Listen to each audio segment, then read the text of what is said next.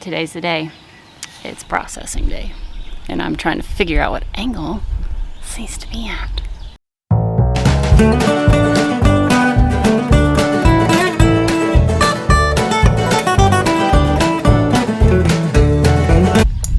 It's kind of chilly. What is the temperature? 55 degrees, slightly windy, a little bit of a breeze going on. And we have 24 chickens.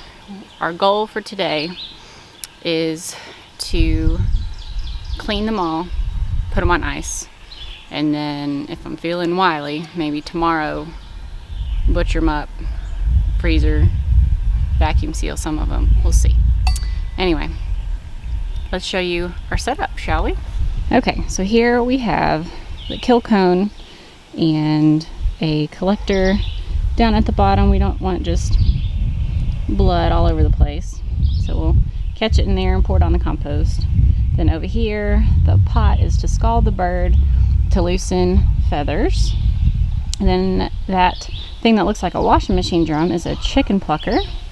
Then over here is where we will take legs off, completely eviscerate them.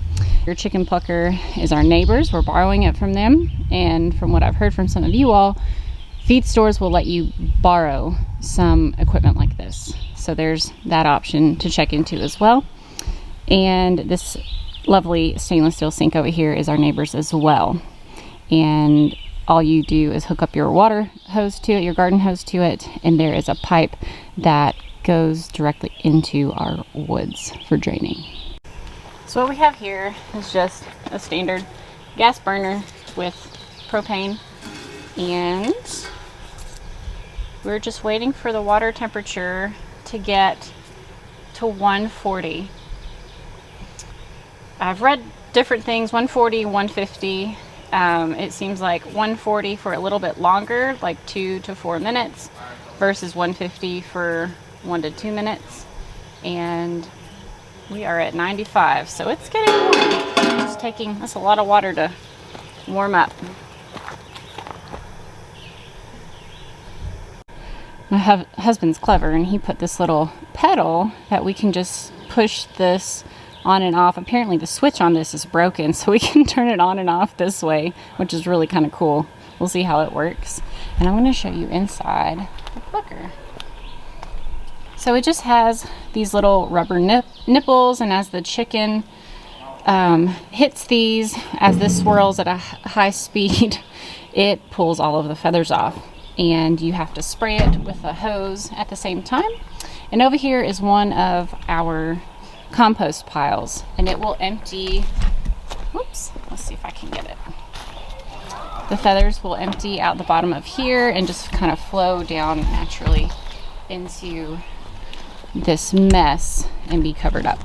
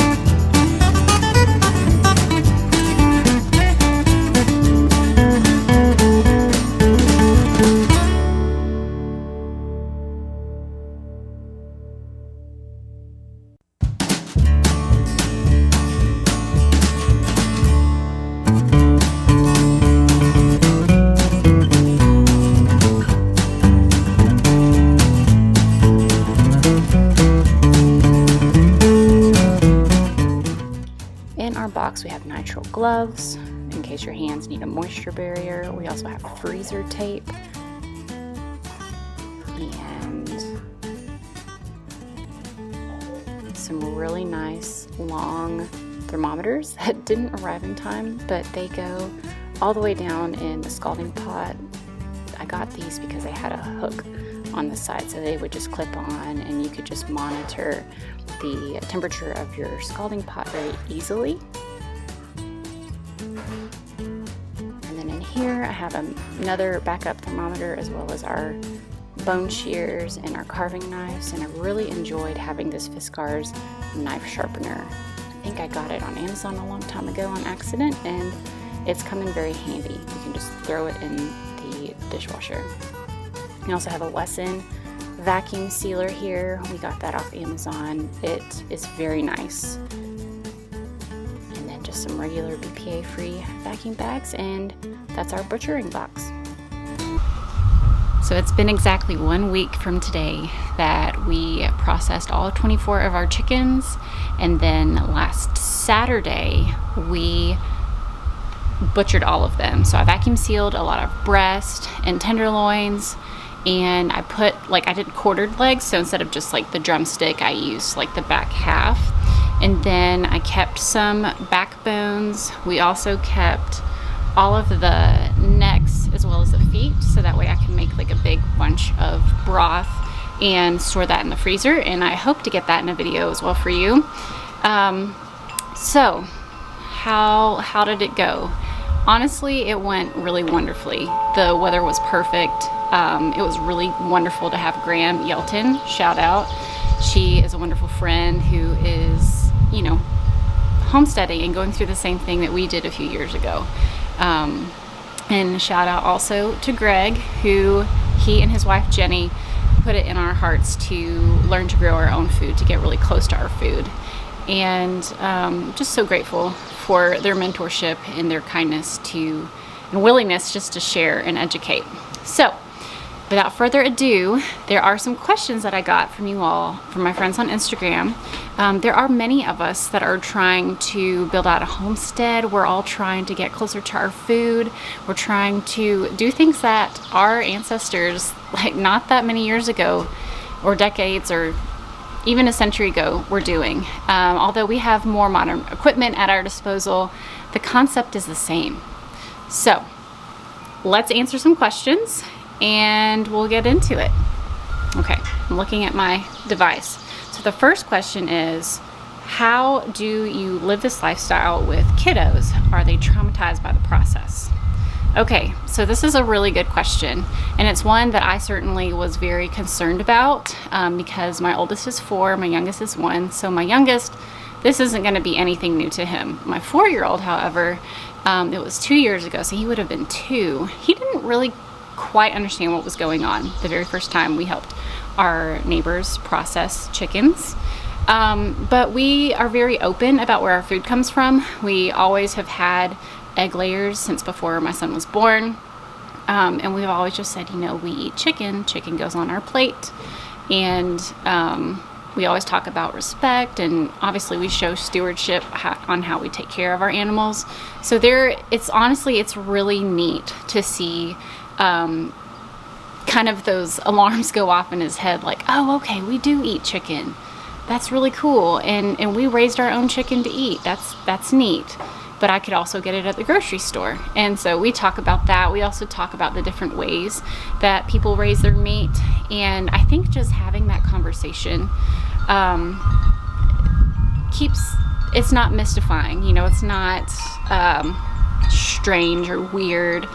And honestly, I'm kind of jealous that he's growing up this way, to be perfectly honest, because he knows how to take care of them. He knows is learning a skill on how to raise meat, hopefully for himself and his family one day. So it's really exciting. There have been no tears shed because, like I said, through the entire process, we've explained, even with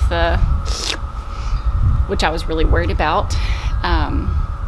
Also, too, our faith plays a very big part in this. The Bible lays out that, God has given us dominion over the animals, and while I would say that some people take that to the extreme and kind of like de-animalize the animal, that's not what we do here. We show the animal kindness and respect. And I heard a quote the other day that I love, and it's, there's only one bad day on the farm, and that's processing day for the animal and for us. And yeah, it's a wonderful thing to see them grow. Another question we were asked is it more expensive to raise your own meat versus buying it at the store? And to this, it's a yes and no. So the chicken that you buy in the store, what a lot of people don't know is modern agriculture is actually subsidized in the US by the government. So while it may appear to be more affordable, it's getting paid somewhere. And you can fact check me on that, okay? I am very positive in what I just said, and if you disagree, that's okay. But it's nothing that's hidden. It's known. And also, you know, the difference between growing on a smaller scale for your family versus growing on a very large scale, it's not very comparable. So we calculated that it took, for 24 birds, it took 10 bags of feed. We went non-GMO, no soy, no wheat. It was going to be way too much for us to do organic. It would have been more affordable if we had bought it by the ton, but we were just doing 24 birds for our family. Maybe in the future, if our community is interested in doing that, that's something that we could do, where we have like a community cooperative. That's a dream of mine. But let's see. So each bag was $9, and I'll put the total here on the screen. So that's what it cost to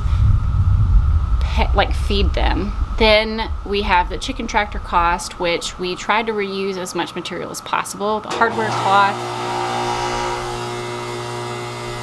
I hope that's not loud. The hardware cloth we already had from building our chicken coop previously. We did have to buy some screws, so you have to kind of build that into the cost as well. But with that, you have that tractor for the foreseeable future, so you can kind of write it off, if that makes sense. It gets cheaper with each batch of chickens you get. And then we had 25 total chickens. One passed away like within the first day, and I think for all of them it was about $78, which was kind of pricey. I would love to hatch our own. That would definitely keep costs way lower, but we'll see. It's always an experiment. It's always a fun time. So it just really depends on how you define expensive. So for me, it was worth it. I enjoy being home. I enjoy growing out homestead. My husband's pretty on board too. It's a great learning experience for our family. And so that's kind of priceless in one regard. And then also you have the quality of the meat. It's different than a bird who has never seen the light of day living in a chicken house. And it's not the same. It's apples to oranges in a way. So if you are able to raise pastured bird or pastured poultry, or your own chicken, it does take some self-evaluation on how you define what's expensive and what's not. So for instance, ratty hats from Goodwill, my shirts like from the thrift store. We don't buy a lot of things new. I love the thrift store.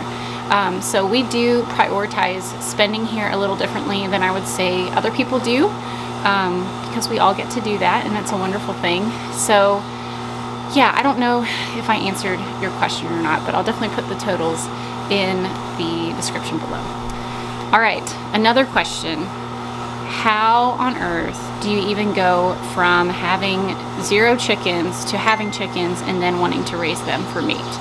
Honestly, for me, it stemmed from the desire to get close to my food. I share on Instagram all the time, and I do a pretty terrible job of sharing here on YouTube just because I don't know, it's a different outlet to share.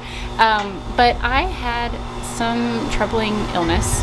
I was on hormones for a time to help with PMS, and I was unfortunately threw me completely out of whack, where I was dealing with depression and restless leg syndrome, like really itchy, weird skin issues, acne, like really bad cystic acne. I still have some scarring on my face and even on my back. And I was just not well. I was not in a good place mentally, spiritually, emotionally, and physically.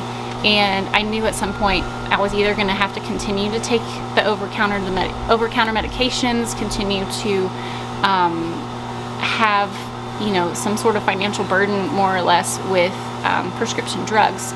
But my neighbor, Jenny and Greg, she has been battling an autoimmune disease, and she put it into full remission within a year and a half. And the only thing she did was change her food. She got rid of toxins, which is something I love talking about. On my website, I have an entire e-course dedicated to it. It's called The Natural Minded Homemaker. Just a little plug here on just cleaning with natural stuff and living a more simplistic lifestyle. So I could get super nerdy and talk about toxic burden, but essentially what I was trying to do is take my toxic burden way down.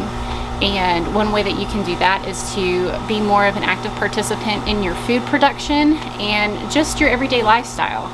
Just decreasing your exposure to chemicals like fragrances, which I go into more detail on my Natural Minded Homemakers course. And thankfully today I have 0 medications. I occasionally take an Advil. I'm an avid essential oil user. It has really done some wonderful things in my life and my family's life. And I'm just forever grateful for the opportunity to have access to Western medicine when I need it, but also to live a more natural lifestyle and to be healthy in my own body. So honestly, it was never just like okay, I'm unhealthy, boom, let's get chickens and process them. It's just been a very gradual process over the last decade. And what you're seeing are what little tiny steps can take you. Okay, this last question that I have is a good one, and it's, when can I get started? And I think someone was just being kind of funny, and I just love that mentality, because honestly you can get started anytime at all. And depending on your location and where you live, you maybe have someone or know someone that has some land that could grow some chickens for you, or you could lease some land, or you could just become a locavore. Just learn and get to know the farms that are like within your city area, and see how they farm, what their farming practices are. Just kind of get acquainted with, you know, farming and agriculture in general, and supporting them. And that is something I'm really passionate about. It's just to share our very real experience, and hopefully inspire some of you all to take the leap and do it. We were one that had full intentions of just having like a green yard, like a green lawn, not garden, just kind of typical American lifestyle. But honestly, it has been so rewarding. I feel so much more confidence in myself, and just like a deep appreciation and thankfulness for the stewardship that we have with our animals and with our food. And God has blessed our labor, like has blessed our, not our labor, He has blessed our willingness to pursue this lifestyle. And I'm just so grateful, and it's a joyful happiness that I can't explain any other way than just to show you, like, look, we like grew our chickens, and now we have a freezer full of chickens. And while it is takes some getting used to as far as like the you know, taking an animal's life, but we always pray beforehand, thanking God for the life that He's given us with these animals, and then just an appreciation to the chicken for giving its life for us. And it opens up a whole nother level of the deep spiritual connection that we really do have to our food, because this isn't a live thing. Same thing with plants. Even if you're a person who chooses to eat plants only, that's fine, but that plant died for you to sustain your life. And I think it's really important to connect in one way or another, whether you're growing it at home or whether you are supporting your local farmer to grow it for you. And I can't tell you what it does. you never knew how empty you were until you start growing a garden or until you start participating in your food. And I mean that in the best, happiest way possible. So anyway, thank you guys for watching this video and for sticking around. If you like it, would you give it a thumbs up? And if you're on Instagram, come hang out. Come hang out. What are you waiting for? I love connecting with you guys. If there's a video or you have a question about something, definitely drop it in the comments below. If I don't get to the comments, which I'm usually pretty good about, because I don't get a lot, let's be honest. You can always message me on Instagram, or you can message me through my website, thehopewellhomestead.com. And on that note, I hope you have a wonderful day, and I look forward to seeing you